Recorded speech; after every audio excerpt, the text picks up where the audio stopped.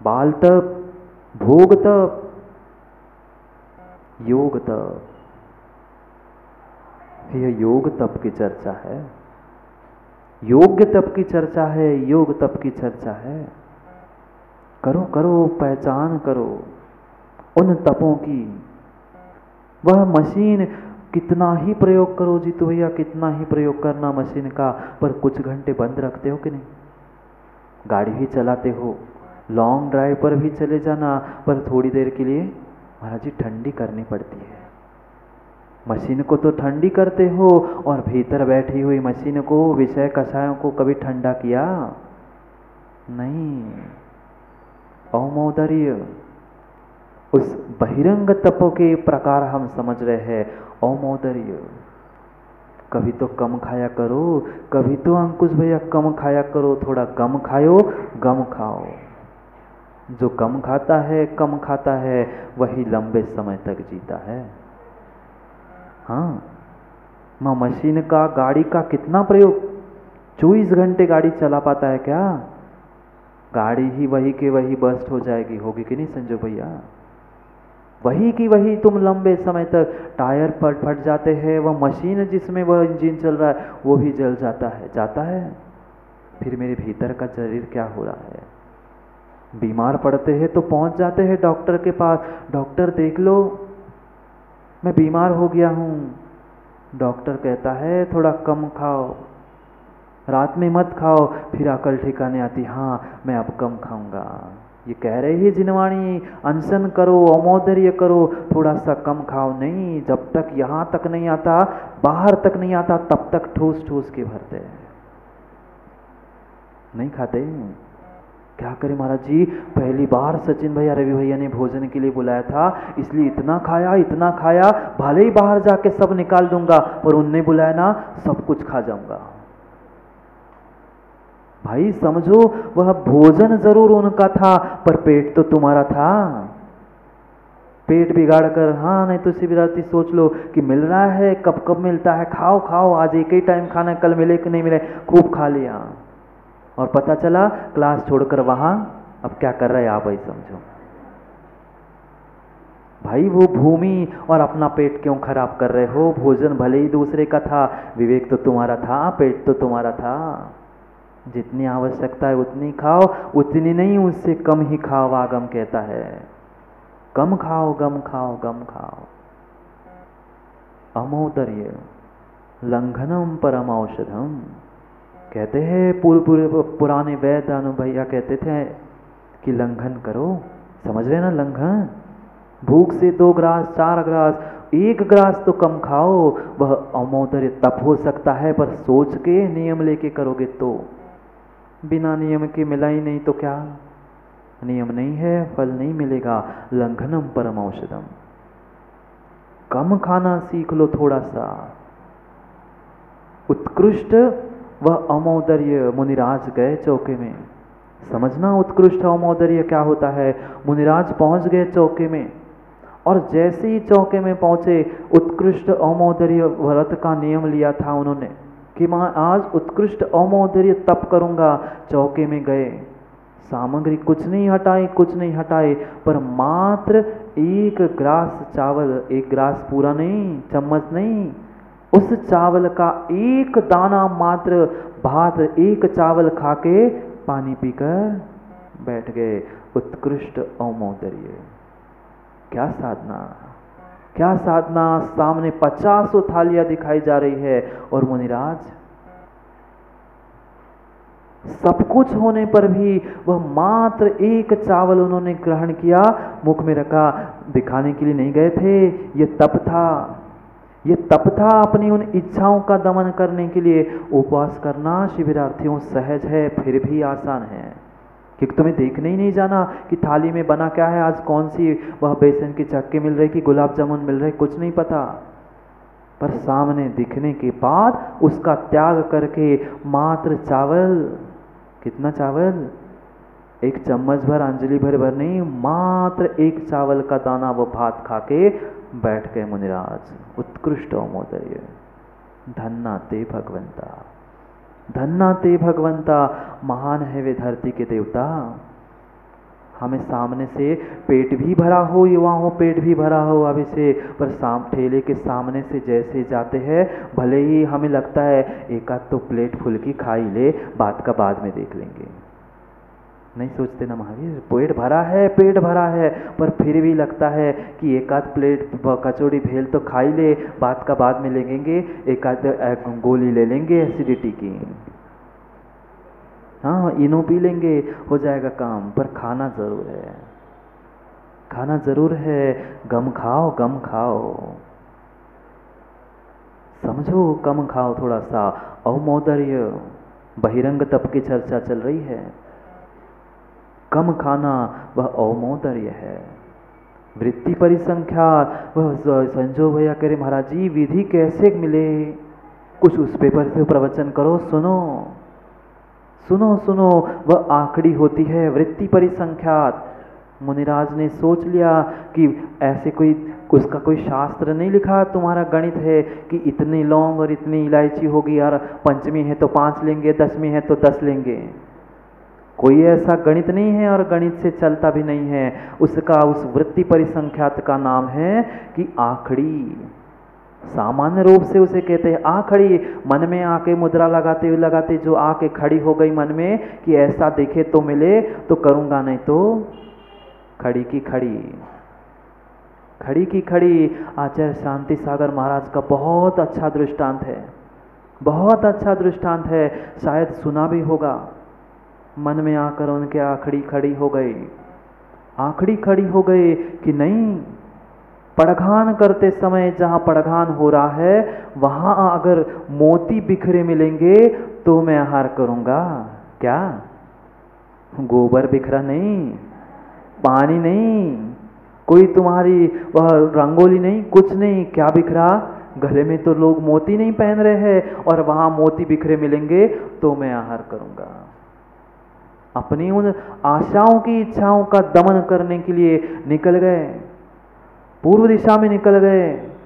लोग कहते महाराज जी को नाटक करना है, नाटक नहीं करते, ये इच्छाओं का दमन करने के लिए निकल गए।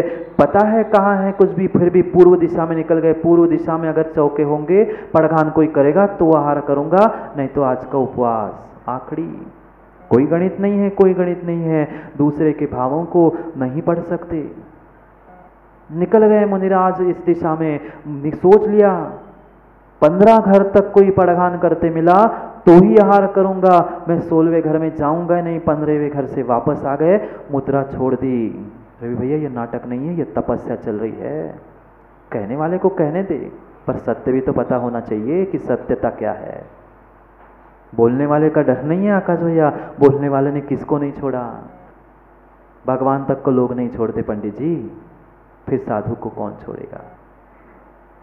कहते रहो, कहने का कोई कम नहीं है, पर सुन भी लो। कहते हो तो सुनना भी संजो भैया सीख लो। आप ही नहीं कहा था, बताओ, बता रहा हूं, आप सुनना अच्छे से। खड़ी हो गई है मन में आकर के कोई हमें उस मोती बिखरे मिल जाएंगे तो ही आहार करूंगा। आपका क्या होता है, माँ पड़घान करते करते मुनिराज आ गए। अब लगा मुनिराज खड़े होंगे, अब जब लौट जाते तब इधर से उधर भागते, उधर से इधर भागते। ऐसे ही हुआ, जब विधि होती है, पुण्य होता है तो अपने आप विधि मिलती है, नहीं तो बनी बनाई विधि उठा के रख देते हैं, नहीं तो मिलाते रहते हैं। महाराज खड़े होके खड़े के निकल जाते। क्यों वासिम वालों, ऐसा नहीं हुआ? चलो 2 नहीं 4 बार हो गया। मिली वह विधि, बनी बनाई विधि भी बिगड़ गई। क्यों? किस्मत की ही विधि नहीं थी, पुण्य की विधि नहीं थी। हाथ की विधि क्या करेगी? मात्र हाथ की विधि नहीं होती। मुनिराज ने तय कर लिया, चौके में पहुंचकर सबसे पहले मुझे कोई आम खिलाएगा तो मैं आहार करूंगा। भाद्रपद मास में कोई मुझे आम खिलाएगा तो मैं आहार करूंगा, अन्यथा उपवास, अन्यथा उपवास। ये वृत्ति परिसंख्यात है। पहले ग्रास में कोई मुझे चावल देगा तो मैं आज आहार करूंगा। हाँ, वह आम की सत्य घटना है, सत्य घटना है।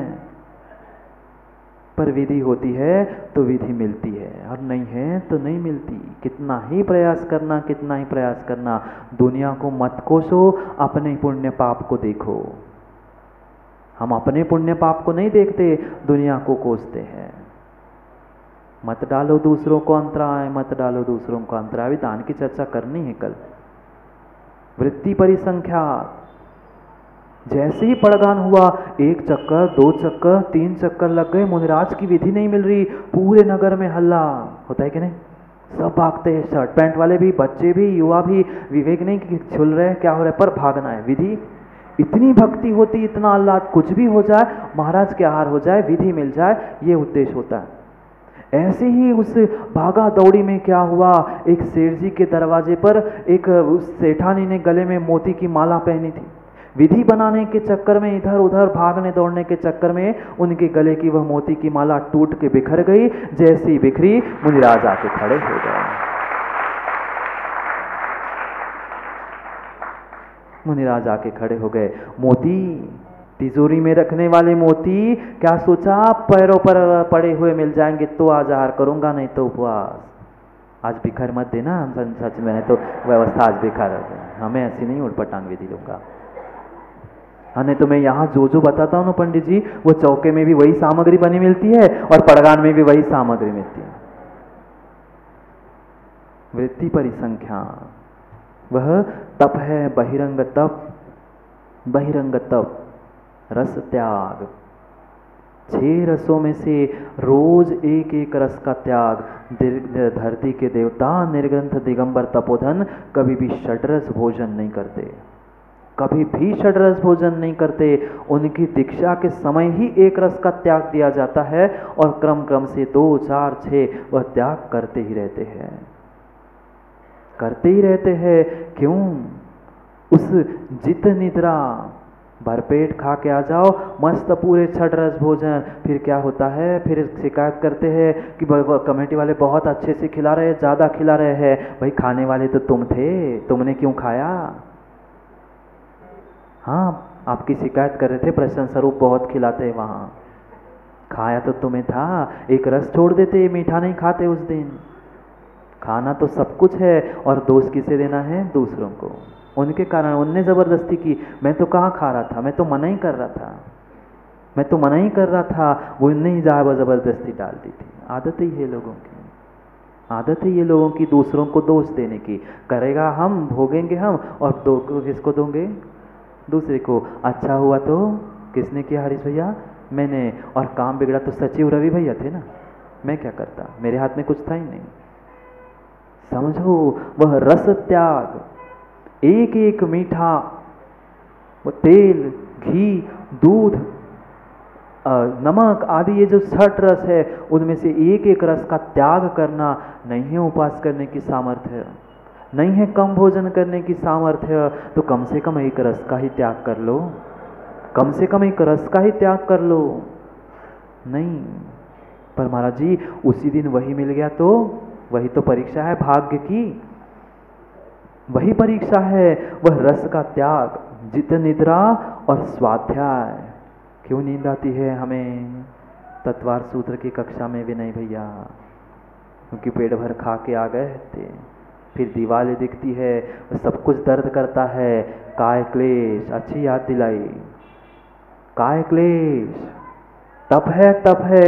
एक आसन में बैठ के रहना, बैठना, एक आसन से सोना, वह विविक्त शय्यासन। बाह्य तप चल रहे हैं, अभी भीतर पहुंचे ही नहीं है, अभी बर्तन ही तप रहा है। अभी बर्तन तपने दो, फिर जाकर भीतर के दूध को तपाएंगे, अंतरंग तप भी समझेंगे। विविक्त शय्यासन, काय क्लेश, बैठे हैं, एक आसन से बैठे हैं, करो ना। नहीं 1 घंटा बैठने की सामत, कम से कम घड़ी लगा के 5 मिनट बैठने का प्रयास करो, 10 मिनट, 15 मिनट, क्रम क्रम से बढ़ाओगे। माँ अगर जी किसी को समाधि करनी है तो अभी से अभ्यास करना प्रारंभ करो। अंतिम समय में कोई तुम्हें करवट पलटने के लिए आए नहीं आए, कोई हाथ पैर सीधे करने नहीं आए, तो फिर संक्लेशता नहीं होगी, क्योंकि आज से तुम्हारा वह अभ्यास होगा विविक्त शय्यासन। कितने सतर्क, कितने कितने सतर्क वह धरती के देवता दिगंबर तपोधन होते हैं। करवट भी रात में नहीं बदलते, बिना देखे बिना समझे। पहले उठेंगे, देखेंगे, पिच्छी से परिमार्जन करेंगे, और फिर नींद में भी कितनी सजगता। और हम पता नहीं इसे यहाँ सोए होते हैं और मिलते रात में और ही कहीं पे होते कई सारे होंगे शिविरार्थी, यहाँ इस किनारे सुलाओ तो उस किनारे मिलेंगे सुबह 4 बजे उठाते समय। विविक्त शय्यासन, बैठना भी एक आसन से, सोना भी एक आसन से, मार्जिन करेंगे फिर सोएंगे, कितनी नींद बची। यही तो जागरूकता का मार्ग है, यही तो तपस्या है, यही तो तपस्या है। यही जागरूक होकर जो कर्म के क्षय के लिए किया जाता है वही तप है, वही तप है। बाकी तप संज्ञा को प्राप्त ही नहीं है, नहीं है। तन मिला तप करो, तन मिला तप करो, तप ही साचा होए, तप किए बिना तेरा साचा साचा न होए। अंतर समझना। तन मिला तप करो, तप ही साचा होए, साचा ने उत्कृष्ट वही है, तप ही साचा होए, तप किए बिना तेरा यह साचा, यह जो साचा शरीर रूपी तन रूपी साचा है, वह साचा भगवान होने वाला नहीं है।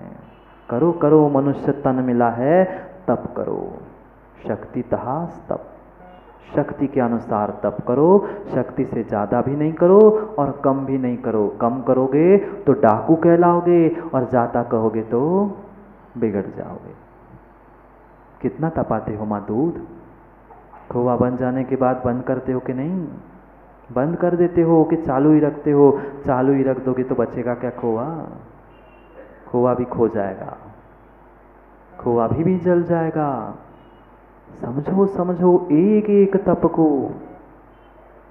वह काय क्लेश, वह धर्म की प्रवचन की प्रभावना को प्राप्त होने के लिए काय क्लेश रूपी वह तप को तपते हैं दिगंबर मुनिराज।